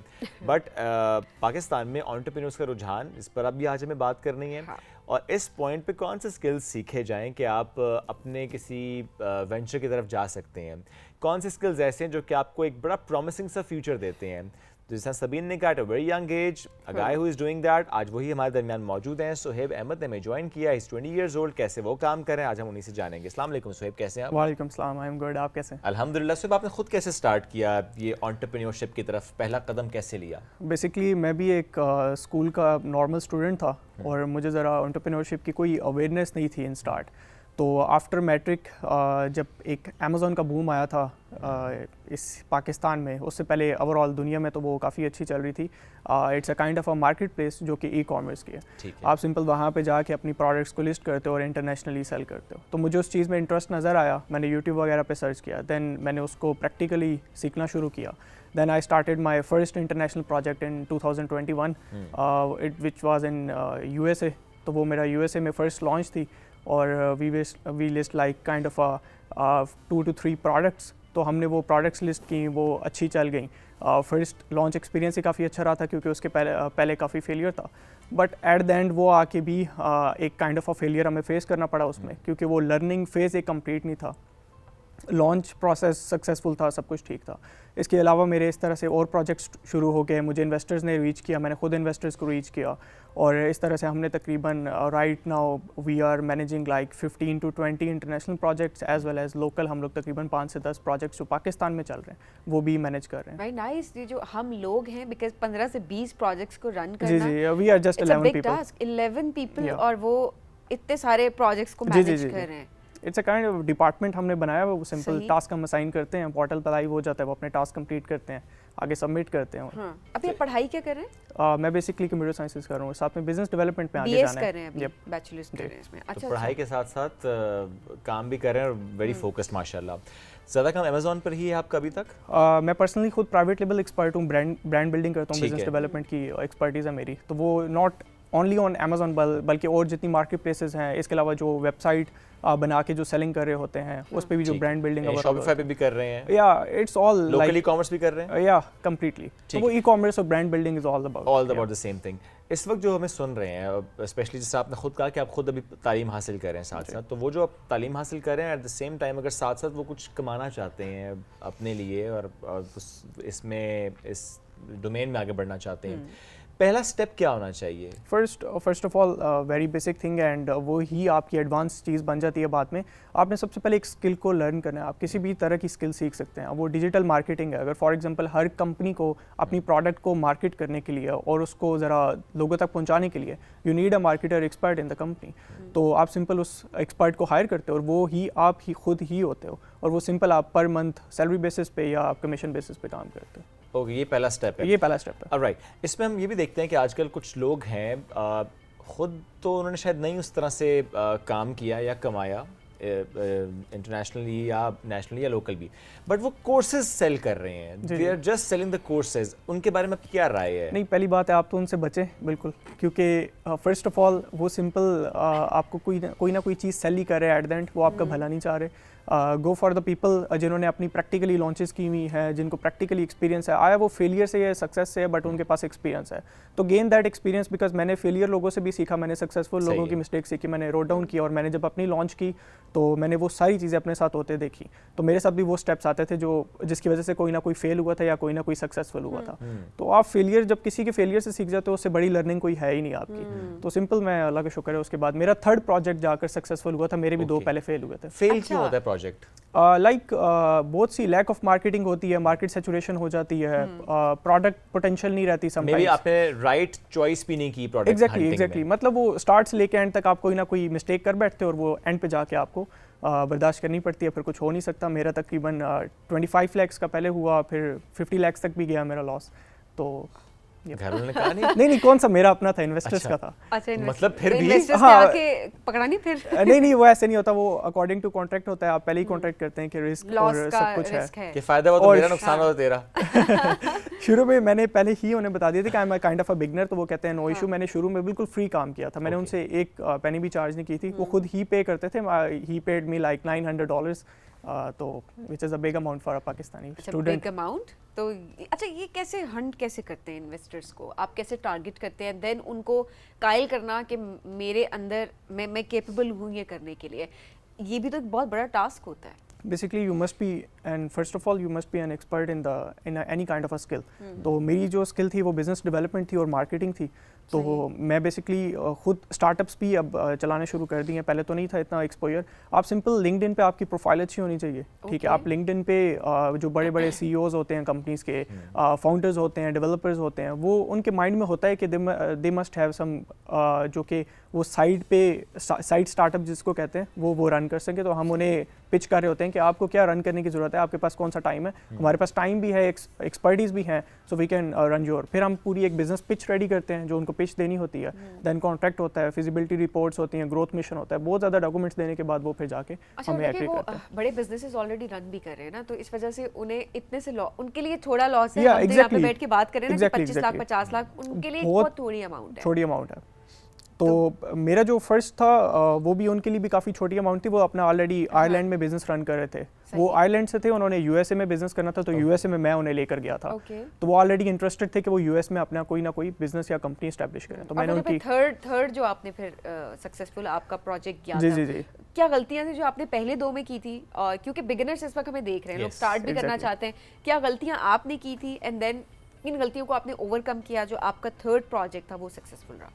बेसिकली जो मिस्टेक्स मैंने की थी वो यही थी कि मैं लैक ऑफ मार्केटिंग थी उस टाइम, और ब्रांड बिल्डिंग एक्सपोजर नहीं था, उसका एक्सपीरियंस नहीं था। तो वो मैंने गेन किया, मैंने लर्निंग की, मेंटोर से सीखा। और जब मेरा थर्ड प्रोजेक्ट आया वो तकरीबन 1.5 ईयर से तकरीबन 1.5 या 2 CR का लॉस कर रहा था हर साल का। वो जो प्रोजेक्ट था, थर्ड प्रोजेक्ट मेरे पास आया, वो कहते थे कि आप इसे प्रॉफिटेबल कर दो। हत्ता कि वो मल्टीनेशनल कंपनी है और वो मुझे कह रहे हैं, बिगनर को जो ऑलरेडी 2 लॉसेस करवा के बैठा हुआ है, कि आप मुझे ये प्रॉफिटेबल कर दो। तो वो तकरीबन साल का 2 करोड़ का लॉस था उनका, और it was a very big achievement for me, और मैंने उसको तकरीबन 8 महीनों में प्रॉफिटेबल किया था। Wow, that's nice. और नाउ दे आर प्रॉफिटेबल, और अभी उनके मैं तकरीबन 15 प्रोजेक्ट और हैंडल कर रहा हूँ। That's good. सैचुरेशन हुई है मार्केट में, डिजिटल मार्केट पाकिस्तानी भी काफ़ी आए हैं, लेकिन प्रॉब्लम ये आती है एट द एंड कि सिर्फ आई थिंक सो बिगनर्स अपनी प्रोडक्ट को टेस्ट करें, सब कुछ करें, लेकिन जो बीच के काम होते हैं ना, और जो करप्ट कर देते हैं ना मार्केट को, या सैचुरेट हो जाती है, वो अभी सबसे ज़्यादा पाकिस्तान सैचुरेशन कर रहा है, because quality work at the end नहीं निकल रहा। और एशिया में भी है, but saturation matters a lot on a different phases. Quality work कहाँ हम लैक कर रहे हैं, जो बिकॉज ऑब्वियसली अच्छा काम भी हो रहा है, हम उस काम को भी, आप भी बहुत अच्छा काम कर रहे हैं जिस तरह आपने ही बताया, लेकिन एट द सेम टाइम जहाँ पर कमियाँ हैं वो क्या हैं? बेसिकली जो लोगों को एक्सपीरियंस नहीं होता स्टार्ट में, वो तो ठीक है कि आप फ्री में आप किसी को भी प्रोडक्ट देकर और आप उसका बिजनेस बिल्ड कर सकते हैं, लेकिन at the end the problem is same कि आप उसको अगर क्वालिटी वर्क प्रोवाइड नहीं करते तो आपने अपनी नेशनलिटी शो कर दी है that you are a Pakistani. और बीच में बहुत से ऐसे लोग भी होते हैं कि जो पैसे लेके भाग जाते हैं, जो कि हमारे साथ भी एक्सपीरियंस हुआ था। ठीक है, इन्वेस्टर्स के भी अमाउंट लेके लोग भागे हैं। तो इस तरह के बहुत से एक्सपीरियंसेस जब फेस करते हैं, तो हम जब इन्वेस्टर्स को पिच कर रहे होते हैं और वो हमसे कंट्री पूछते हैं, तो वो पहले ही अपनी अमाउंट बजट लो कर देते हैं। ठीक है, और पहले ही आपको कहते हैं कि हम आपको टेस्ट करेंगे फॉर अ 1 मंथ पीरियड। तो जो बड़े बड़े इन्वेस्टर्स, तो जो एक परसेप्शन डेवलप हो जाती है, उसका नुकसान हर बंदे को हो रहा होता है, हमें उस पर काम ज़्यादा करने की ज़रूरत है। अच्छा, ऐसे में जब हम स्किल्स की बात की, आपने बड़ा आसानी से बताया कि अच्छा पहली स्किल तो डिजिटल मार्केट की ही है जो आपने सीख लेनी है। इस दौरान मैं आपसे ये सवाल इसलिए भी कर रहा हूँ कि अभी आप पढ़ भी रहे हैं, स्कूल का, कॉलेज का जो ट्रेडिशनल हमारी एजुकेशन है, उसका कितना फ़ायदा रहा आपको यहाँ तक पहुँचने में? Because a skill is something very different. तो तालीम का कितना फ़ायदा हुआ इसमें? Basically study for me is like वो अब मेरे लिए काइंड ऑफ अ सेकेंडरी होगी, और प्राइमरी मेरा कुछ और चीज़ें हैं। लेकिन ऑफ कोर्स आपको डिसिप्लिन डेवलप होता है, आपकी कम्युनिकेशन डेवलप होती है, आप खुद बड़े डेवलप होते हो, inside outside you will be like. तो otherwise the main thing if you want to survive in this world, you must have a kind of a skill. Skill बहुत इंपॉर्टेंट है, लेकिन एट द सेम टाइम देखिए degree भी बड़ी important है। बाज़-औक़ात आप eligibility criteria पास करेंगे तो अपनी स्किल दिखाएंगे, तो एलिजिबिलिटी के अंदर ही आपकी डिग्री की रिक्वायरमेंट है सबसे पहली। मैंने तो कभी एक्सपीरियंस नहीं किया था कि मल्टीनेशनल कंपनी ने मुझसे नहीं पूछा था कि व्हाट इज योर डिग्री। अच्छा, या एग्जैक्टली, वो उन्होंने कहा ठीक है यार, ये बात दुरुस्त है। आहिस्ता आहिस्ता ये रुझान अब चेंज हो रहा है, ये सवाल नहीं होता कि आपकी डिग्री क्या है। एग्जैक्टली, आप क्या कर रहे हैं, आपका स्किल सेट कितना अप टू डेट है, ये मैटर कर रहा होता है, ये नजर आ जाता है। ये तो आपकी सीवी से नजर आया ना है, आप काम को देख पढ़े जरूर, माँ बाप देख रहे होंगे अभी। नहीं मतलब इतना जरूर पढ़ लें जितना आप रिक्वायर्ड है। मेरा सिर्फ पॉइंट ये है कि अगर पढ़ाई के साथ आप स्किल पे फोकस कर रहे हैं और आप कमा रहे हैं, और आपकी वजह से बहुत से और लोग कमा रहे हैं, तो it's very good. Eight the same time जो काम आप कर रहे हैं उसका एक सोसाइटी पे इम्पैक्ट, ये भी बड़ा इंपॉर्टेंट है। शुभ, हम तो अब अक्सर जो हम पेरेंटिंग टिप्स हम कोचेस को भी बुला रहे होते हैं, तो वो हमें बता रहे होते हैं कि गर्मियों की छुट्टियां होती हैं, सर्दियों की छुट्टियां होती हैं, तो जो पेरेंट्स हैं वो अपने बच्चों को छोटे छोटे बिजनेसेस सिखा रहे होते हैं कि किस तरह से वो अपने जो है वो टाइम को यूटिलाइज कर सकते हैं और अर्न कर सकते हैं। अब पेरेंट्स को अर्निंग से कुछ नहीं है, लेकिन क्या है कि आप स्किल जो है वो उनको एक सिखा रहे हैं कि किस तरह से उन्होंने कोई चीज़ बेचनी है, क्या चीज़ बनानी है उन्होंने। और स्कूल लेवल पे भी अब हम देखें तो सिर्फ इस तरह के काफ़ी काम हो रहे हैं। And I think it's very nice कि एट वेरी यंग एज आपको एक इंडिपेंडेंस का जो एक फीलिंग है ना, वो महसूस करवाई जा रही है। बिकॉज नॉर्मली हमारे यहाँ हो ही रहा था उससे पहले कि बहुत ज़्यादा प्रोटेक्शन, बहुत ज़्यादा हेलीकॉप्टर पेरेंट्स ना, बस ऊपर ऊपर बच्चों के क्या कर रहे हो, क्यों नहीं, क्या नहीं कर रहे। हाँ, मतलब हेलीकॉप्टर पेरेंट्स, ऑनेस्टली आप ऊपर ऊपर होता है कि बच्चे को बस ऐसे ना, बच्चा क्या कर रहा है क्या। अच्छा सर, आपके पेरेंट्स ने कभी आपको फ्री हैंड दिया या फिर उन्होंने भी आपके ऊपर हमेशा चेक एंड बैलेंस रखा एंड देन वो आपको गाइड करते रहे, ऐसे करो ऐसे ना करो? क्योंकि एक पढ़ाई का प्रेशर बहुत ज्यादा होता है, हमारे बच्चे अक्सर स्किल की तरफ इसलिए भी नहीं जा पा रहे होते क्योंकि हमें बस फंसा दिया जाता है कि आपने इतना जीपीए लेना है, स्कूल में तो ये पोजीशन है, इस परसेंटेज से आप नीचे नहीं जा सकते। आपने ऐसे कुछ एक्सपीरियंस किया? मेरी फर्स्ट जो मुझे तो फैमिली से परमिशन नहीं मिली थी इन स्टार्ट, स्पेशली अब्बू से, तो उन्होंने कहा था कि आप A+ ग्रेड लाओ मैट्रिक में, then we will think about it. अच्छा। तो मैंने A+ लाया और मैं चला गया वाकेंड में टू लर्न द स्किल। तो फिर मैंने 6 मंथ्स ऑलमोस्ट प्रैक्टिकल एक्सपीरियंस किया था उसके बाद। तो वहीं पे मैंने अपनी लॉन्च की थी और फादर को बताई थी कि मैं USA में बिजनेस करता हूँ। और आप क्या कहते हैं अब्बू? अब फ्री हैंड है, एंजॉय करो यार, लाइफ चल रहा है। अब तो वो 18+ वाला मामला भी खत्म हो गया कि 18 साल से ऊपर हो जाए तो वाकई आपको थोड़ी इंडिपेंडेंस दे दी जाती है, लेकिन हमारे यहाँ तो वो रुझान भी होता है ना कि ब्याह भी उसके बाद भी नहीं मिलती समटाइम्स इंडिपेंडेंस आपको। ऑन अ सीरियस नोट ये होता है, बट जाहिर है कि हम इसलिए इस पे ज़्यादा बात करें कि हम अक्सर एग्जांपल देते हैं सबीन वेस्ट की, या हम बात करते हैं अच्छा कुछ मुल्कों में जी बच्चा जैसे 18 का हो या एक सर्टेन एज के बाद आप कहते हैं कि अब अपना खुद अर्न करें, आप अपने फाइनेंसेस खुद मैनेज करें, आप अर्न भी करें, साथ साथ अपनी पढ़ाई को कंटिन्यू करें। तो वो जो यहाँ पर अब होना शुरू हुआ है, आई एम वेरी ग्लैड कि चीज़ें होनी चाहिए। एक मोटिवेशन भी आपको मिलती है, प्लस एक कॉन्फिडेंस लेवल ही आपका सेपरेट सा नज़र आ रहा होता है। यूनिवर्सिटी लेवल पे भी मैं ये कहती हूँ कि बच्चों को अपनी कम से कम एक फ़ी, पहले तो पूरी फ़ी देनी चाहिए खुद से, बड़ा इंपॉर्टेंट है क्योंकि अब आप बच्चे नहीं रहे, आप यूनिवर्सिटी लेवल पे आप ऑनलाइन काम सीखें, आप मेहनत करें, आपके पास बहुत सारे एवेन्यूज़ निकल सकते हैं, आप सिर्फ ढूंढने की कोशिश करें। अब तो ऑनलाइन इतनी सारी चीज़ें आपके पास आ गई हैं, ये इंपॉर्टेंट है, वरना नहीं तो कुछ अमाउंट, कुछ परसेंटेज वो आपको पे करनी चाहिए। बिकॉज सही बात है, कब तक आपके पेरेंट्स आपके लिए 18 साल तक उन्होंने आपको पढ़ा दिया, उसके बाद की जितनी भी एजुकेशन, हायर एजुकेशन पे तो आपको खुद अपने आप को सपोर्ट करना या तो पहली तो बात स्कॉलरशिप लेने की कोशिश करें, और यार स्कॉलरशिप आपको नहीं मिल सकती, अगर नहीं भी है तो आपको अपनी फी जो है वो खुद पे करनी चाहिए, ये चीज़ बड़ी इंपॉर्टेंट है। और उसके लिए आपको स्किल सेट इंप्रूव करना पड़ेगा, स्किल सेट इंप्रूव नहीं करेंगे तो फिर आप पीछे रह जाएंगे। बिल्कुल। So thank you so much for joining us today, it was nice having you. हम एक ब्रेक की तरफ बढ़ना, नाज़रीन ब्रेक से वापस आएंगे, रहिए हमारे साथ, ये राइजिंग पाकिस्तान।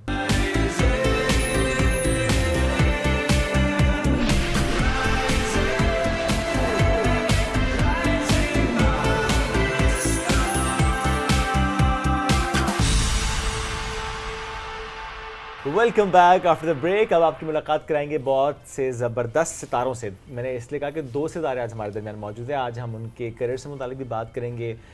जब हम बात करते हैं ना आर्टिस्ट की, चाहे फिर वो अदाकार हैं, फिर मौसीक़ार हैं, मुख्तलिफ डोमेन्स में काम कर रहे होते हैं, तो जो पहले मेहमान जिन्होंने हमें ज्वाइन किया है, इज़ एन आर्टिस्ट माशाल्लाह। जिस तरह से एक्टिंग उन्होंने स्टार्ट की स्कूल लेवल से ही, यानी बहुत छोटे थे तो उन्होंने एक्टिंग की दुनिया में कदम रखा और उसके बाद बड़े हो गए। अब वो बड़े हो गए, बड़े एज के पर्सपेक्टिव से बात नहीं करे, बड़े स्टार भी हो गए।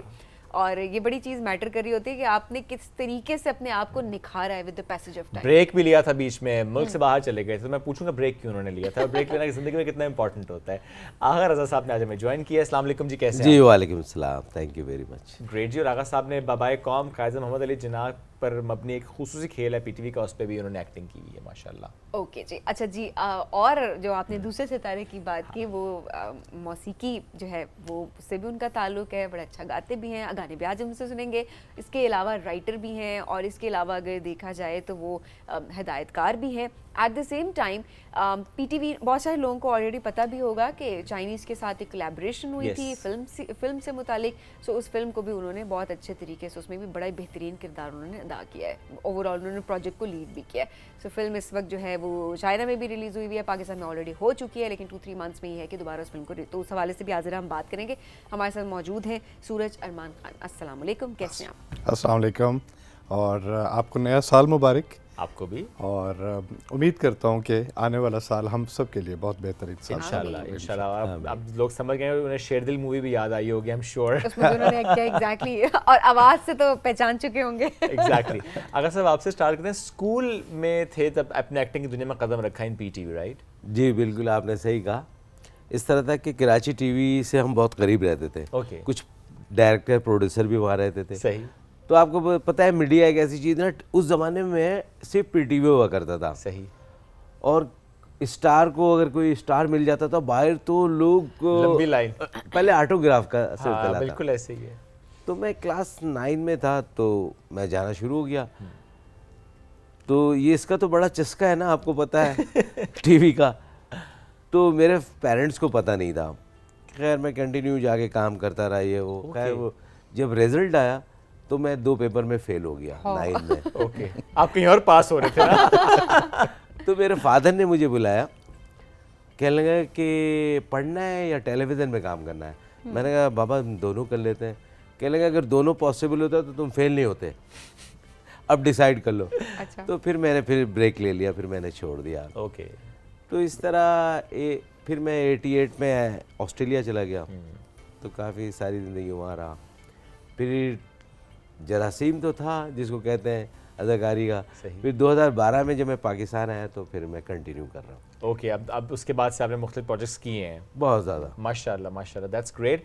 तो ये ब्रेक के बाद जब वापस आप आए तो ज़्यादा खुशी हुई है आपको कि बचपन का एक ख्वाब होता है ना किसी का, ज़ाहिर जब स्कूल लेवल पे आपने एक एंट्री दे दी हो तो आपका दिल तो चाह रहा होता है, I am sure, in Australia पे कि बस वापस जाऊँ और एक्टिंग में दोबारा जाऊँ। जी बिल्कुल बिल्कुल, आपने सही कहा।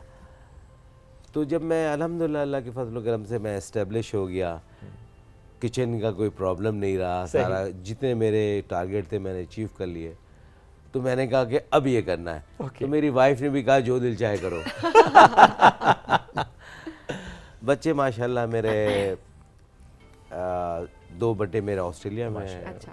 काफ़ी, और एक बेटा इंग्लैंड में है, सब सेटल तो वो फिर एक स्टेबिलिटी जब आ जाती है तो अपने शौक को आप, क्योंकि बाज़-औक़ात आपके शौक में आपका स्कोप नहीं भी होता या इट टेक्स सम टाइम जिसमें आप अपनी फैमिली लाइफ को सफ़र नहीं करना चाह रहे होते, तो इट्स बेटर कि आपने बड़े वाइज डिसीजंस अपनी ज़िंदगी में लेने, बड़ा इंपॉर्टेंट। तमाम अल्लाह का एहसान है, परवरदिगार का जितना भी शुक्र अदा करूँ मैं, सारे टारगेट मैंने अचीव किए हैं माशाल्लाह, ज़बरदस्त। अब एंजॉयमेंट चल रही है। जी।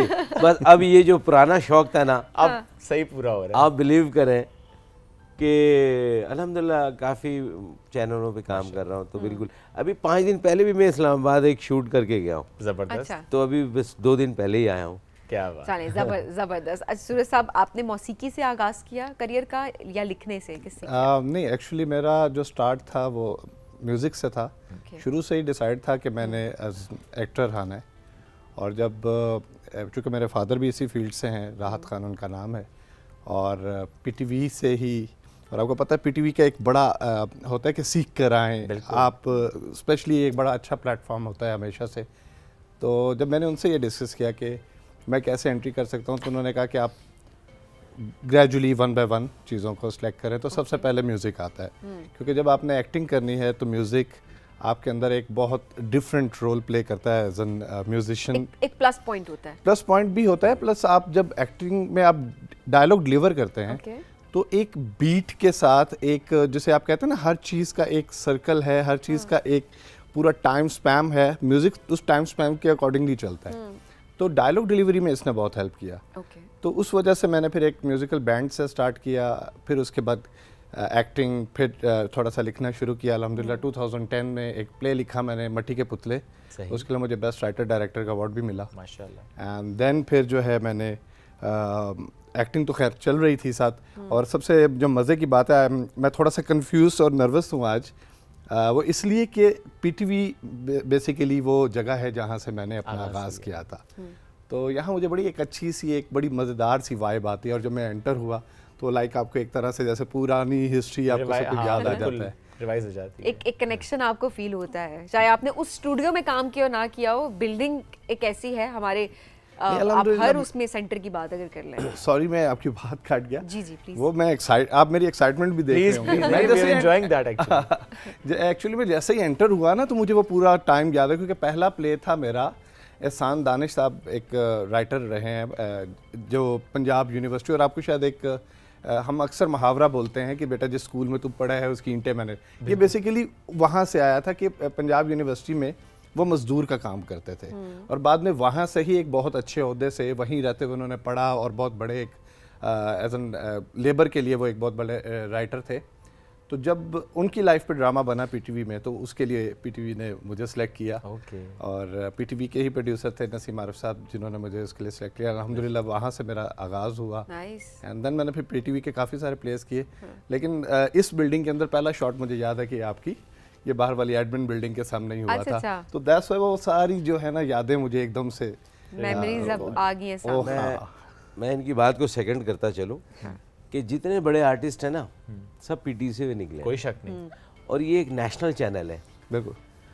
मैं अभी एक मैं एक मॉर्निंग शो अभी मैं 4-5 दिन पहले कर रहा था, तो एक प्राइवेट चैनल ने मुझे कांटेक्ट किया, लेकिन मैं पीटीवी के साथ पहले ही लॉक था, हालांकि पैसे वहाँ बहुत ज़्यादा थे लेकिन मैं आप टू बी वेरी ऑनेस्ट मैंने वो पीटीवी का किया काम। मैं हूँ जिना में। सही जी। एक्सपीरियंस कैसा रहा मैं हूँ जिना में काम करने का? जी बिल्कुल बेहतरीन एक्सपीरियंस। इससे पहले भी लास्ट ईयर भी हमने किया था घर तो आखिर अपना है। यस घर तो आखिर अपना है। फिर मैंने बहुत पसंद किया गया। हाँ जी। शाद बात मंजिल मुराद उसमें भी मैं था पीटीवी का, और अभी मैं हूँ जीना में भी मैंने किया। माशाल्लाह। बहुत अच्छा।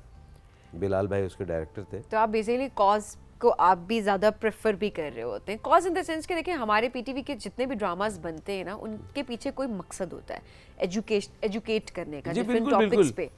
बिल्कुल। हम अक्सर बैठते हैं बहरोज भाई और पुराने जितने भी आर्टिस्ट हैं ये वो यही बात करते हैं, लेकिन बड़ा दुख होता है पीटीवी आजकल वीरान है कराची का, कोई ड्रामे बन रहे नहीं, सिर्फ एक बिलाल भाई का बन रहा है। ज़्यादा बनने चाहिए, ज़्यादा काम होना चाहिए जी। लोग ज़्यादा देखना चाहते हैं तो ऑब्वियसली ज़्यादा काम, लेकिन वही वाली बात है कि जिस तरह हम जिक्र कर रहे थे कि किस तरह से चीज़ें बदल भी रही हैं, बेहतर भी हो रही हैं, और यही हम दुआ गो हैं कि पाकिस्तान टेलीविज़न भी मज़ीद बदले, भी अपनी लेगेसी को आगे लेके चले, जो कि हमेशा से लेकर चल भी रहा है।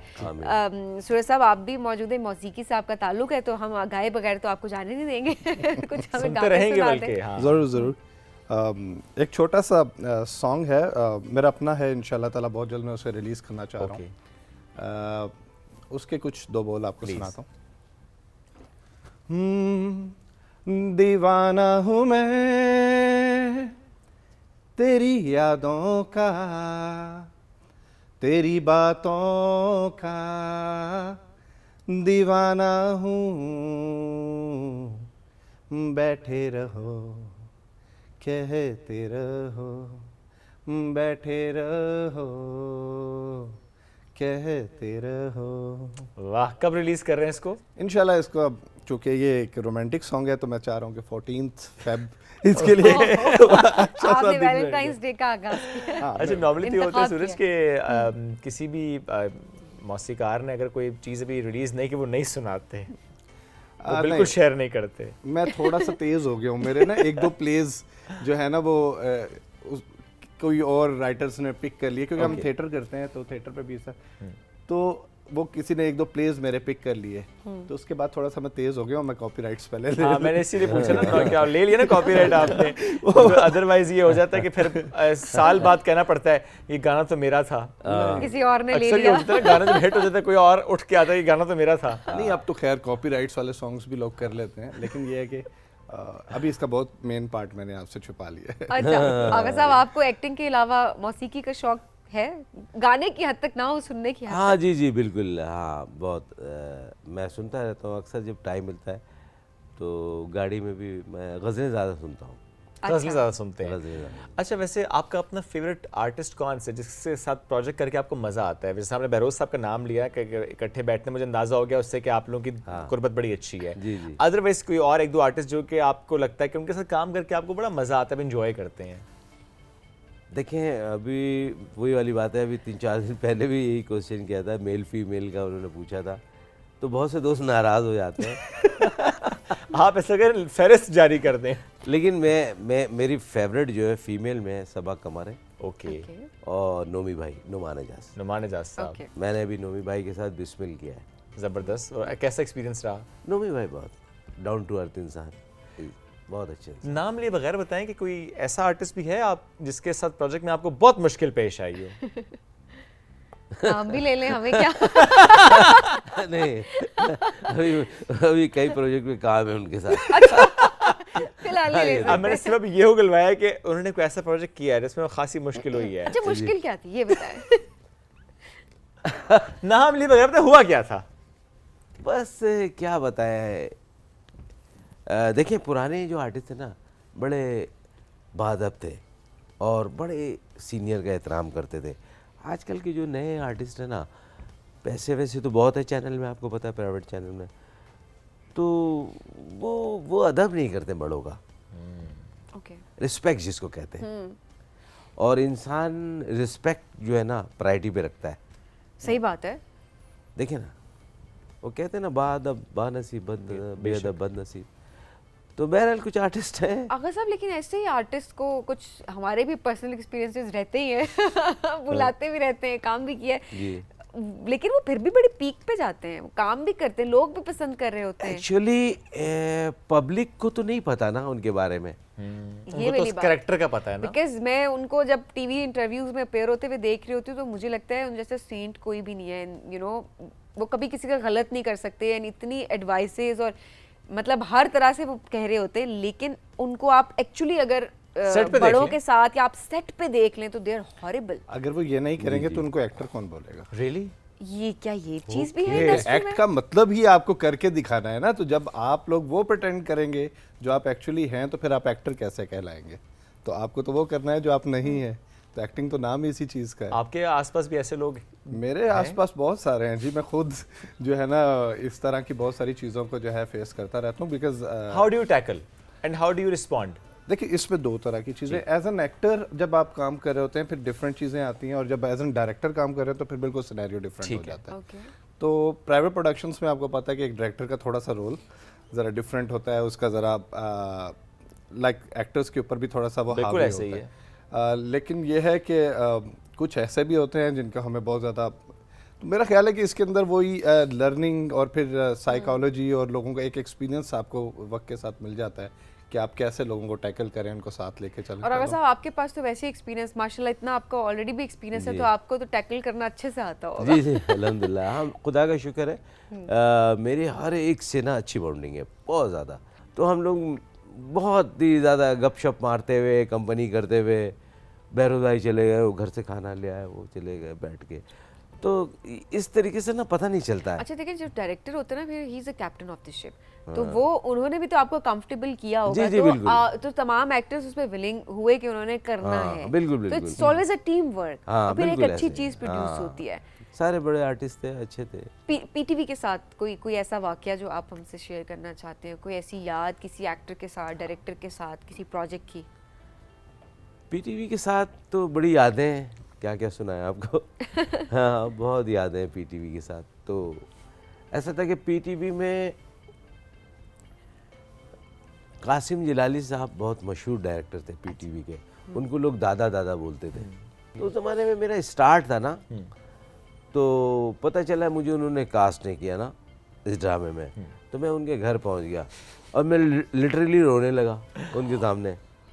कह लगा नहीं, मैं तेरा रोने का सीन बना दूंगा, कल तू आ जा। आप इतना अच्छा रोए कि उन्होंने कहा यही सीन डालते हैं। नहीं, उन्होंने कहा एक्टिंग कर रहा, मेरे पास आके रो, यही एक्टिंग कर लो। उन्होंने मुझे कहा बेटा तू इसी तरह रोना, मैं तेरा सीन बना दूंगा, कल आना, राइटर को बोल देता हूँ। क्या बात है, फिर वो सीन ऐड हुआ होगा। हाँ बिल्कुल ऐसी। मेरा भी एक एक्सपीरियंस रहा पीटीवी के साथ, जब मैं पहला प्ले ही कर रहा था, तो चूंकि उस पर मेरा पहला पोर्शन जो था पूरा प्ले का, वो एक मज़दूर का था जो ईंटें उठा रहा है, जो पानी भर रहा है। बेसिकली वो स्टोरी हमारी बुक के अंदर भी थी, शायद अगर आपको याद, उर्दू की बुक के अंदर थी कि वो कोहलू चलाते थे, रहट चलाते थे पाँव से। तो उस प्ले का नाम भी मैं यूनिवर्सिटी में, और कोहलू का बैल, इस तरह से बोला जाता था उसको। तो शुरू में डायरेक्टर साहब का रवैया मेरे से इतना सख्त, ये मत करो, यूं नहीं करो, ये क्या कर रहे हो, मतलब मैं पूरे ड्रामे में लाइक अच्छा, वो बड़ा मैं अंडर प्रेशर हो गया, पूरा प्ले किया। लास्ट कुछ शॉट्स जब हो रहे थे तो मैं बड़ा हाँ ठीक है यार, जो मर्जी कर ले। मैं नसीम आरफ साहब के पास गया जब प्ले हमारा हो गया, और माशाल्लाह उसका बड़ा अच्छा रिस्पांस रहा, उसको अच्छी नॉमिनेशंस भी मिली। तो मैं कहा सर वो सब क्या था, मुझे पहले आज वो बता दे कि वो आपका इतना डांटना क्यों था, क्या मैं अच्छा एक्टर नहीं हूँ? कहते नहीं बेटा, वो हमारे रोल की डिमांड थी, अगर तुम्हें हम रिलैक्स कर देते तो वो जो उस बंदे का जो उसके ऊपर करैक्टर आना था, जो उसका प्रेशर, वो ज़िंदगी से कितना तंग है, और फिर वो पढ़ भी रहा है, तो वो उस जदोजहद में जिंदगी से तंग वैसे ही करा दिया। बड़ा रियल रोल आपने वैसे प्ले किया होगा। वो अगर कभी आपके पास, हाँ, वो ये वाली बात है, डायरेक्टर नोज के उसने काम किस तरह निकलवाना है आपसे, वो उसको पता होता है। देन जो एक्टर डायरेक्टर होता है ना, वो बड़ा अच्छा आगे जो है वो एक्ट भी कर रहा होता है। सब बहुत शुक्रिया आगा साहब, सूरज साहब, बहुत शुक्रिया प्रोग्राम में ज्वाइन करने के लिए। बहुत अच्छा लगा आप दोनों से बातचीत करके, और अभी तो बहुत मंजिल तो अभी नहीं पहुंची, जी, probably जी, बहुत जी, आगे जाना भी है। रास्ता खूबसूरत होना चाहिए, मंजिल की परवाह नहीं करते। इसी के साथ हमें दीजिए इजाजत, दोबारा मुलाकात आपसे कल करेंगे। बहुत सा ख्याल रखिए, दुआ में याद रखिए। अल्लाह हाफिज।